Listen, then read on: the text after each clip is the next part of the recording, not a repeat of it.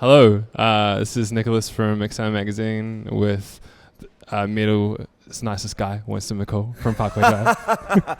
Best intro ever, thank you. I mean, you guys fight the metal stereotype. Metal comes with this whole like bravado, alpha male, like stoic nature, and you guys are just like, we have fun.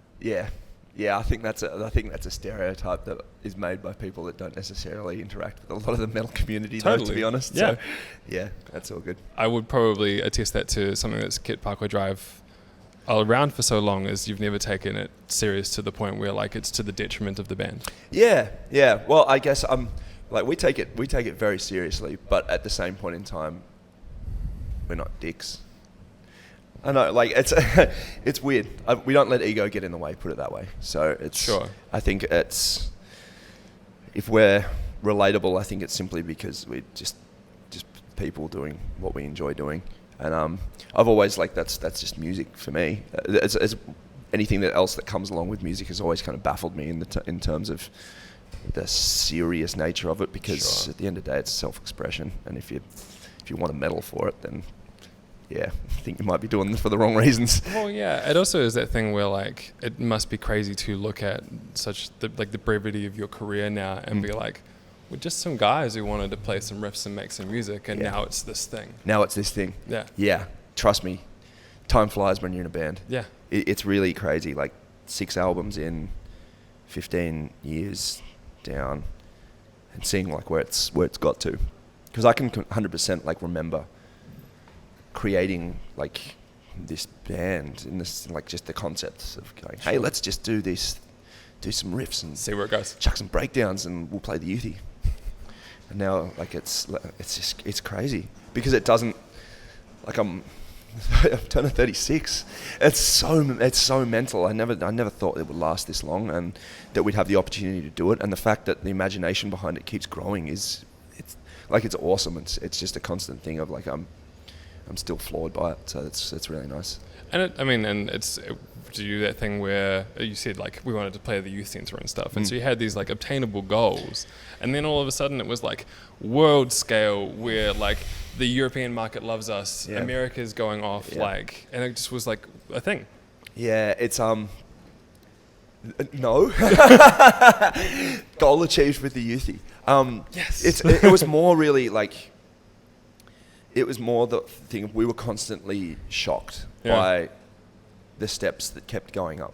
It just kept going. Like, we've reached so many points where we're like, take note of this, boys. This is as far as it's going, and this is the peak. Yeah, this is where we can like pinpoint it and go. That's it. That's it, 100%. And it just hasn't stopped.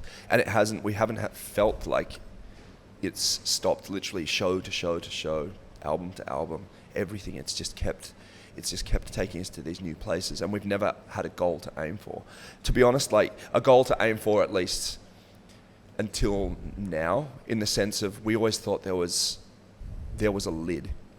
Like we always thought there was going to be a ceiling. Oh yeah, there's like this is that moment where like we've made it. Like the moment where we can tick it off and go, we did that thing. No, not so much. Okay. It's more the moment where we're like where we realized that the music that we make and the band that we are resonates to a degree where we genuinely believe we can reach as many people who will take the time to listen to us, and we can put on a show on any side of stage in front of any crowd and make it something which will leave them with an impression that they hadn't had before that, and be able to walk away and go, that was something. And I never thought that this band could do, like I always, you just like, it's Parkway. Like you could, like, surely at some point in time, this sound taps out and it can't go bigger. And I don't know. You're always, it's always that we're always taught to not talk ourselves up or anything like that. And it's not so much the idea of wanting to talk ourselves up now, but I'm not going to talk it down. Like it's the idea of going, okay, well, we're going to do something. We're going to aim to do something which people will remember. It's that sense of hubris, where like that pride that comes with being like, because when you create music and it's just the 5 of you and a producer, it's like you have it in your control. Yeah. The moment that it's released and can be digestible by everyone, it's no longer in your control. That's it, 100%. Yeah, so it's wildfire. Yeah, 100%. You can't. Music is taken in context to a person's life, and you can't dictate how they're going to take that in. And it's not something which we ever aim to do. It's just more the fact of it keeps reaching out, and it keeps like the life that this music has had, and it still has. It seems to strike a common chord that it does with us, because we just write music that we like, and apparently that translates to a lot of people. So and that's the brownie points, like the extra added bonus. Yeah, that's the bonus. That's the thing. It's just at no point in time did we ever conceive that it could reach this many people, or aim to reach as many people as we could. We were always just like, yep, it's going cool.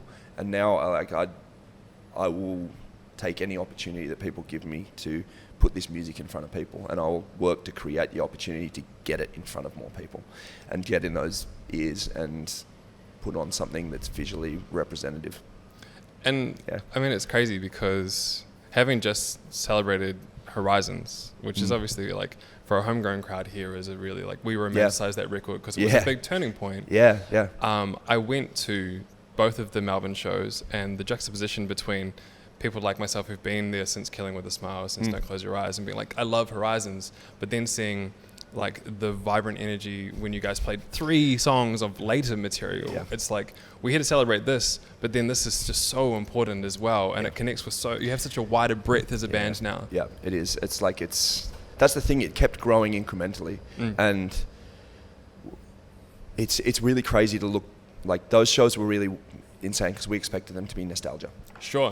Like I was expecting to revisit that record and have a nostalgic feeling, and it to feel dated, and be playing on not only our nostalgia but everyone else's for that time. Like that generation of Parkway fans. That's it. That generation of Parkway fans, and the way it was presented, and it literally, it being like a throwback. Sure. But when we played the songs and when we put the production together, we're just like, this is still contemporary. Like this is still feels, it doesn't feel old. It just could still come out this year. Yeah. Which is, we never wrote that record with that, I didn't think that record. Who writes a record thinking it'll be timeless? 10 years time, we're going to be doing this one. Like it's insane. So to be able to do it was nuts. Yeah. But then the fact that we've been able to continue evolving this band in the sound and since that time, and it's still, the catalogue, like it doesn't feel jarring. It just feels like an evolution of sound, which is exactly what it is. And the crowd that's continued coming since then, it's like, Horizons and the time it was made and the album is a milestone, but has crushed everything before it. Absolutely. For better, for whatever people want to say, like as much as people want to go, that was divisive or anything. It took 3 songs for Vice Grip to be the biggest song we've ever written in terms of response. And yeah, dude, trust me, like playing that was shocking to watch that happen, because we dropped the video and then people are like, this is horrible, you guys are dead, Parkway Drive, rest in peace, all of this stuff. Yeah, and it was the first time we ever released anything that was so different, to the point that people had a bone to pick with the fact that it sounds unlike anything we've done before. So we're watching all of that happen, but we're playing the shows, and the first show was like, we played it the day it came out, and a couple of people like sung along, and the second day it was pretty big, and the third show was like the entire club losing their shit. Right. And we're like, whoa, all right. And at the same time, you're watching this comment stream going down of, this band's done, they're never playing again, and all of this, and you're like, yeah. We're here, we're looking at it. Yeah, that's it. The reality's a little different, and it's not like, it's simply the fact of, I guess you can't discount the fact that people like different things. Sure. And we didn't write that record going, let's make something that's going to be accessible. Again, we just wrote stuff that we liked, and it just resonated with people. So it's like, that was the kind of thing where we're like, okay, like if you write it honestly, it's going to affect someone. So you just do what you want to do. That's literally the quality test we have. Well, like, write what you like. And it's funny because I think about the bands that transcended their means. It's different worlds, but like bands like U2 or like Coldplay, right? First couple Coldplay records are like, oh, these guys are doing pretty cool. They're playing like auditoriums and stuff. And then they released X and Y, and it was like, oh, this is a band for stadiums now. Yeah, crazy, huh? So I hear Aya, and it's like the album that fits your audience now, because I see Parkway playing European festivals to 40,000 people, and it's like, this is the album for that. Yeah, well, that's exactly what it is. Like, and it's not so much saying, now we're huge, let's write a huge record. No. It's literally taking into account the sonics and the environment.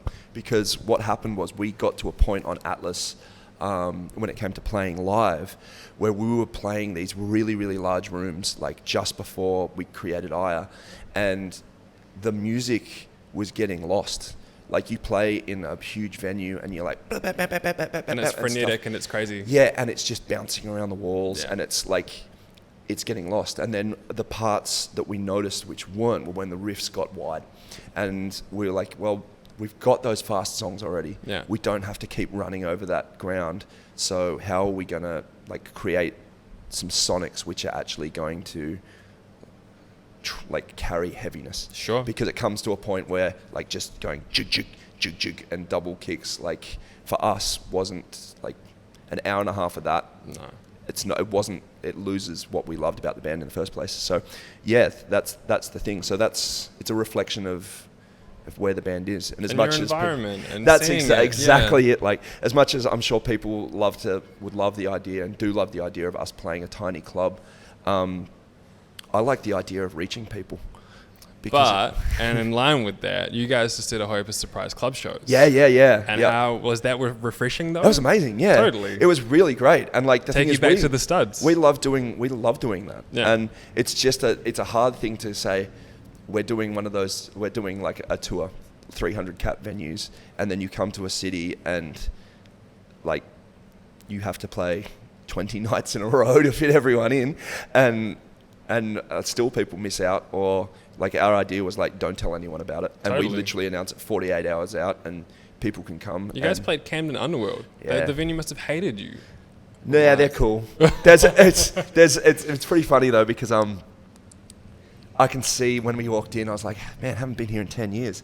Oh yeah, there's the studs where the air conditioner used to be attached to the roof, and I ripped it out last time we played here. So it's it's rad. But the thing is, the awesome thing with that is like it's still, that's the exact opposite. It was walking on stage, being 5 friends, playing music we enjoy. That's it. Humans, and that's the base that everything's built on. That never goes anywhere else, but it's just, as soon as you start adding layers, you start having to bring precision into it, because you don't want to be in the wrong place when something blows up, and you don't want to fall off from a great height. Or self-awareness, like that's it, man. And trust me, like the things that we have going on now are like, we got 3 times as many people behind the scenes working on it than we do out on the stage. Which is really fun. Like, that's the thing. We're doing it because it's enjoyable. It's a show. It's a show. Yeah. But yeah, like the thing with it, with the show side of it, is we started doing it because like a breakdown's heavy, but try having fucking a breakdown when the temperature goes 50 degrees higher and flames fly over your head.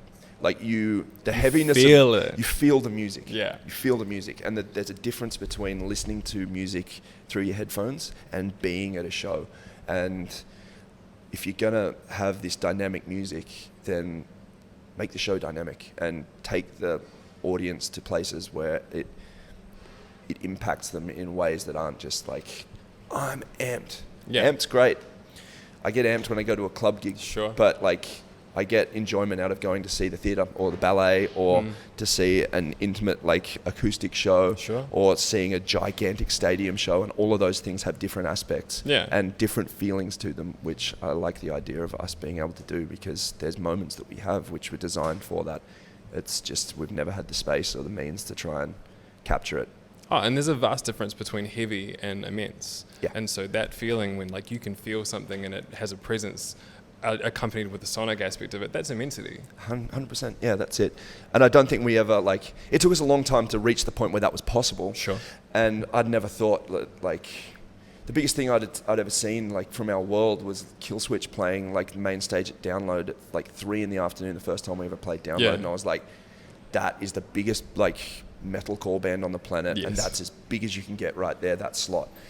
And all of a sudden we were playing these rooms and stuff where you're like, we're in the room, but like we're going to have to do stuff that I don't think bands like this normally do. So like you can't do like an O2 and just be 5 dudes. That's it. Like, well, we could, but you're missing a lot of opportunities. Yeah. And the thing is, it's an experience for us. Like, you see the gigs and all of this stuff's going off, and we're like, there's cheeky grins because, trust me, standing in between like 15 flamethrowers while the world is like on fire around you and there's lasers going off and the bottom feeder breakdowns happening and there's lifts moving and Ben's upside down is mental. It's literally like being in an action movie and you're just like, we're making this happen. And it's really awesome. And then you get to look out at what it does to the crowd and like, trust me, I know the difference between when we don't use this stuff and when we do. And it's a whole nother ball game.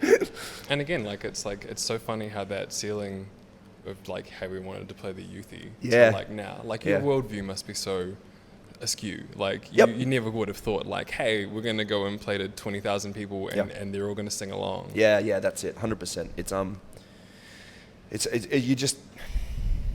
You have to deal with it. Yeah. Like, and you just have to be like self-aware. Like there's been many points in times where things have been going on and I'm like, I can see how someone turned into a cokehead. Sure. Like I can see how you can see where these opportunities came. Yeah, I can see how at some point in time this person went off the rails because like they had the world at their feet, and everyone's feeding the ego. That's it. Yeah. That's it. 100%. And all of those stories and stuff that you hear, and now like you see where they kind of where the reality is based in. Sure. But we like for us, what we love is what we do on stage. Yeah. like that's it. I love making music and I love putting on that show and I love the idea of entertaining with what we do. Like, and on a simple level of like what entertainment is in the fact of like giving someone emotional reaction that you actually manufacture for them in the sense of visuals, but tying it in with something that has genuine emotion, which we've created in the music, which is a representation of ourselves, is really, really awesome. I want to talk about that juxtaposition because obviously you're this elated human being and you wear this like a badge of honor when you guys go on stage and there's like 5 guys with shit-eating grins being like, this is insane. Yeah. The new record is like dark and affronting and visceral and all of these things that kind of, I'm not reading off you right now. No. So where does that juxtaposition come from? Did you guys go through quite a tumultuous period? Yep. Was there something that was going on? Yep. So you channeled that and that was your catharsis for the new record? No, it was just dealing with it. Like it was,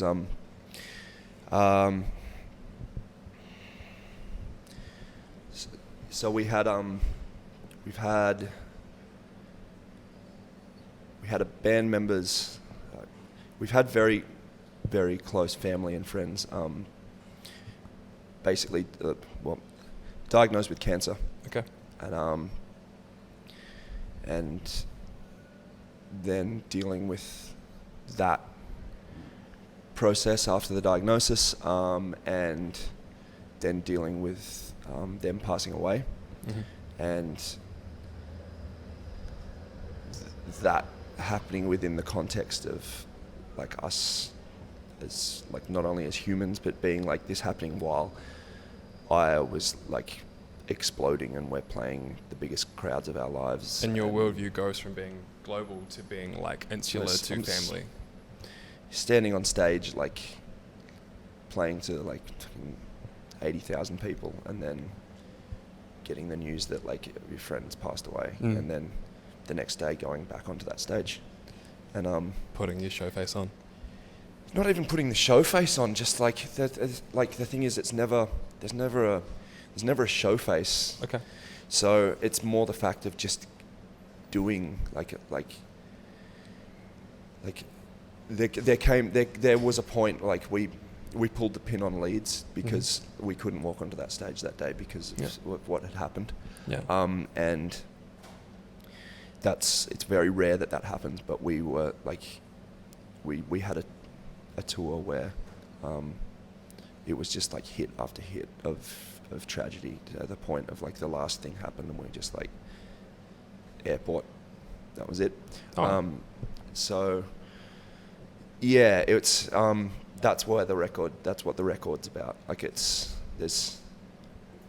what it was written in, because at the end of the day, like the lyrics and stuff are written simply as I'm not going to say an outlet, but they're written a reflection. They're a reflection of a time. Yeah, that's it. It's a reflection of a time, and that's all that music is it's an imprint moment of time. Yeah, that's it. And our imprint happens to be like our writing process takes a long time. So whenever I write songs, they just happen, and I write them down, and it comes from whatever inspiration. And this was a constant process of loss, which it didn't stop. Like I've lost, I think, about 5 something friends to cancer since, right up until like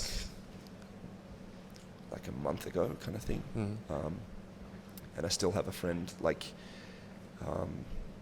going through the like post treatment. Yeah, and it's been hectic. So it's been the kind of thing that it was just I'm not going to say unavoidable, because obviously it was unavoidable, when it came to writing. Like that's when there were certain things I'm like, this is all that's coming out. So this is what it's going to be. So yeah, it's very different from anything we've had before, because like what we've been going through and what we went through was different from anything we dealt with at that point in time. Well, there's no textbook for grief. There's no one who can hand you, here's how you handle these emotions. That's it, exactly. And it was so vast and so like massive that it was about like it's just a documentation of like the processing and dealing with and all of those whatever things it was, because it was such an insane situation to be in. Like it's you're dealing with that, and then you're dealing with this intense high all of a sudden to this gut-wrenching low, and then you've also got the public spotlight on you of being on this stage in the biggest way possible, and then you've got the public reaction to this record, which is so polarizing and so varied, and all of these things play into just a handful of guys sitting in a bus. Totally. And again, it's that shifting of worldview where like it goes from being you and an audience and battling expectation to being like, but this is 5 guys using art as a therapy, as a means to move through things. You know what matters and who matters, and that's when it, and that's why a lot of this that's why this record sounds simply like we want to make it, and there's no safety and there's no throwback in anything, because we're doing what we want to do. Like if people don't like it, I don't mind. It's just music. Like at the end of the day, it's just music. And when it came down to it, like music wasn't the thing that mattered when the shit hit the fan. Yeah. Music was just music, and we left. And I don't have time to care about a person's opinion of what I should be spending my time on, because at the end of the day, I'm not going to be able to take their time, and they're not going to be able to add that to my life. I've got a life to live, and I just want to express it through the music, and that's it. So it's nothing malicious, or I don't hold resentment to anyone's opinion on what I do. It's just people have to understand that I don't really care about their opinion of me. It's for you before it's for anyone else. Yeah, that's it, exactly. So yeah. Awesome. And we haven't been we haven't been doing this lightly all of these years. That's the thing. Yeah. Well, thank you so much for your time, man. That's all right. Thank you. Awesome.